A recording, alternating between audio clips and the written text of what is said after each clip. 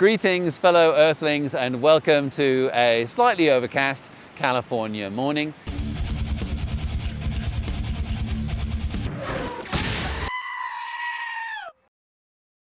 We came to the beach for the first one of these videos because for the rest of them, we're going to be stuck in a tiny garage trying to figure out a big problem. So if you like mysteries, deception, and the revenge of a scorned lover, then you are in luck. This whole thing started a few weeks ago when late at night I bought a very broken car online, something that I've never done before, on purpose. If you lovely ladies and gents would like to help me figure out this mystery, I'm excited to see if we can get this beautiful car back on the road. Now, it is important to mention that I don't actually know what I'm doing. I don't fix cars for a living. I'm just hoping that we can learn something, and if we're lucky, if we play our cards right, we get to drive this thing. So we're going to head out there, and I'm going to do a voiceover and explain the first problem that came up on the night that I bought the car. The problem was simple. I didn't have anywhere to put the car. As it turns out, you can get a free month of storage at most storage facilities with no strings attached. While the rental is free, I did have to pay an admin fee, storage insurance fee, plus the price of a huge padlock.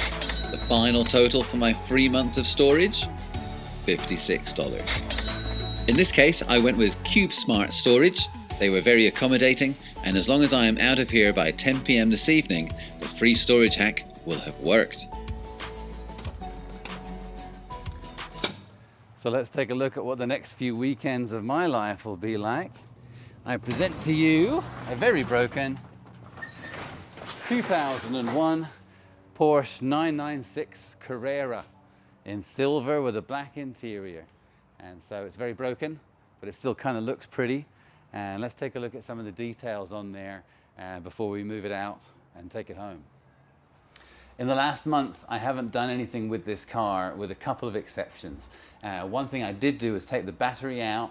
I took it into a car parts store and had them make sure it was working okay and then charge it back up. And so that is working okay. I have it right here. To get into these cars, if there's no battery power, it can be a problem. They have hidden underneath the bumper here this little wire that you can pull out and then it will open it. And so I'm going to put the battery back in. The battery goes underneath this panel in the back here. And so that's going to be a bit of a lump to put it in there. But let's do it. And so which side is which? That side. Does anybody know? Well, it is not obvious, but they're in the back. And so if the poles are in the back, that would make this guy negative. We're not connecting it anyway, so let's just go put it in. Ugh, gosh, it's kind of an awkward way. Jeepers. All right. Well, it's in-ish. Here we go. And we're just not going to connect them. Let's see if that panel will go back on. Well, it doesn't, and so oh, handles. Yay! All right, so that's good enough for now. Then the other thing is I need the tow hook, and so I looked online. Apparently the tow hook is in some plastic panel, free car cover, awesome. Ooh. Comes with the books. A little disgusting looking. All right. Oh. Ooh, toolkit. Let's see what tools there are. Ooh. Oh, that's something in it. All right, that's what we want. Tow hook. Yes. So my understanding is behind here is a little hole to put this tow hook. So let's take this off. I'm not sure you'd ever find this by the side of the road if you got stuck. You'd have to well, you just look it up on Google. Ooh, there's a hole. Yeah, all right. Whee! Tow hook, yay! Very similar to the front on these cars. If you don't have power and you want to open the rear hatch, they have a little wire hidden behind the driver's rear light. If you pull on that, that opens the rear hatch. And there is a very small window into the 3.6 litre flat six, which is a very common Porsche engine. And this engine is the main reason why this car is broken. There is some war wounds here and there, but nothing too bad. The engine has IMS failure. Any of you familiar with this era of Porsche will know what I'm talking about. And so in this case, I don't really know what's going on, but what I suspect has happened is the IMS bearing has sort of fallen apart, which has allowed the timing chain that runs over it to become loose and has skipped some teeth, putting the timing out. And that can cause all kinds of problems, including having the piston hit the valve at the top of its stroke. Also things like piston wall scoring, and that can cause the piston to collide with the cylinder head, causing catastrophic engine failure. And so while I know it's broken, the idea is to figure out how broken and then try to fix it. Fun times. So she's free. This is the first time I've seen this car in the daytime, and the first time in the last month that I've actually seen anything other than just the back of it for a few minutes. And it does look quite pretty. You can see there that the rims, I don't actually know if they're Porsche rims or not. They are pretty big and they don't look too bad, but they're in bad condition. They need to be redone. I don't know what you guys think. What do you guys think of the black rims on this particular car? So as we move around, not much to report on this side. The sunroof doesn't work quite right. It needs a bit of futzing around.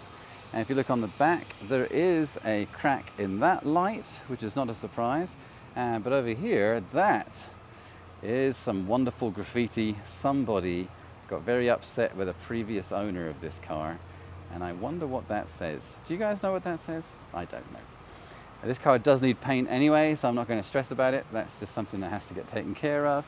So as we move around here, nothing much to report at the back other than the completely broken engine.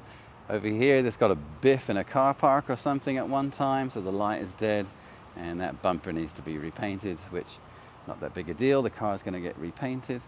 So that rim, you can see all of the road rash off that, which should have to be redone. I don't know if I even like the rims.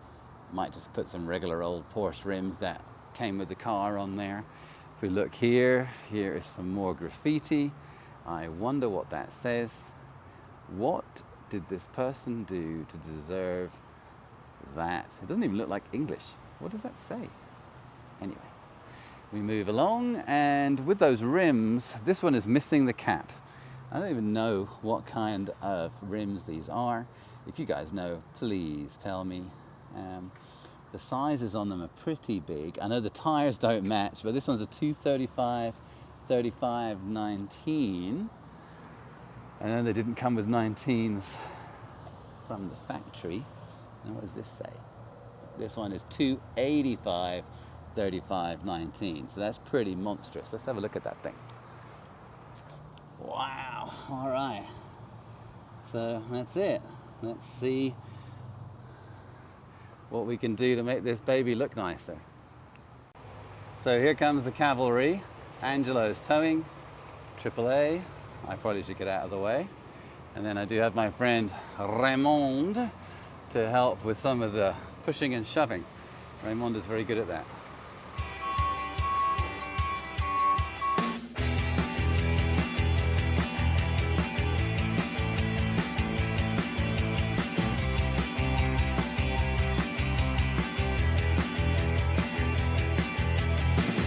So here we are, finally back at the tiny garage, and this beautiful car is going to start getting fixed. Now, I ordered the workshop manual online and it's still not here, and so the real destruction is going to have to wait until next week. Now, that's not to say that there aren't some things we can be doing for this car right now that are going to help. The first thing I'm going to do is add a fuel stabilizer. The fuel that's in this tank right now has been in there for quite a few months as far as I know. It's going to be in there for a few more months while I work on the car. And so this fuel stabilizer will keep the fuel that's in the tank at least in decent shape until that first time when we turn the key to start the engine.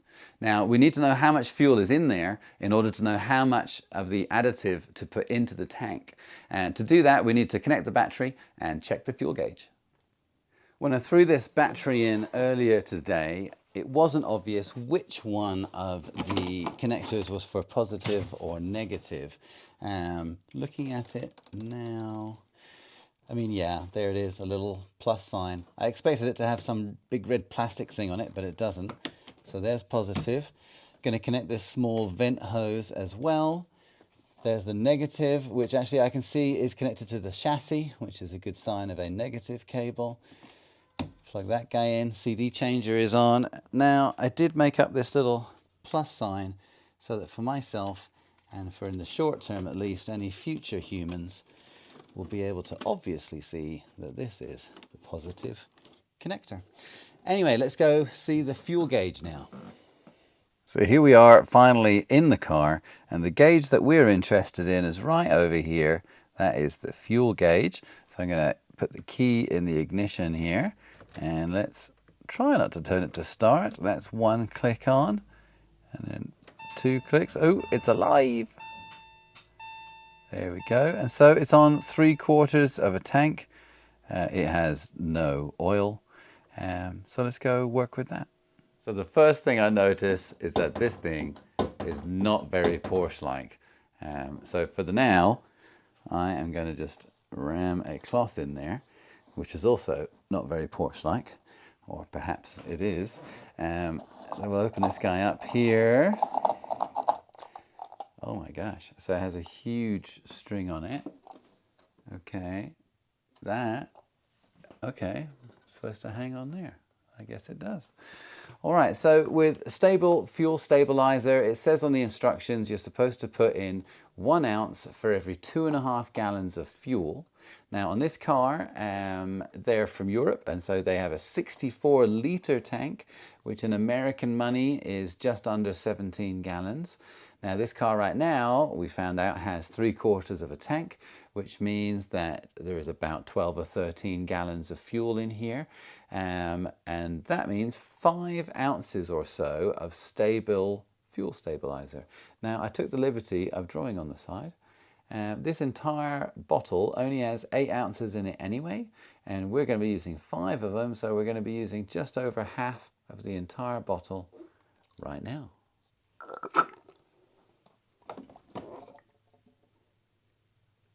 That's all we have time for this week. Thank you very much for watching. Till next time.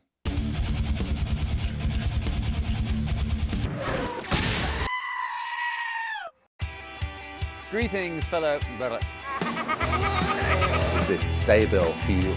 Greetings, fellow aliens. The reason we came to the beach for the first one of these videos is because for the rest of them, all right, that's it. I'm out of juice.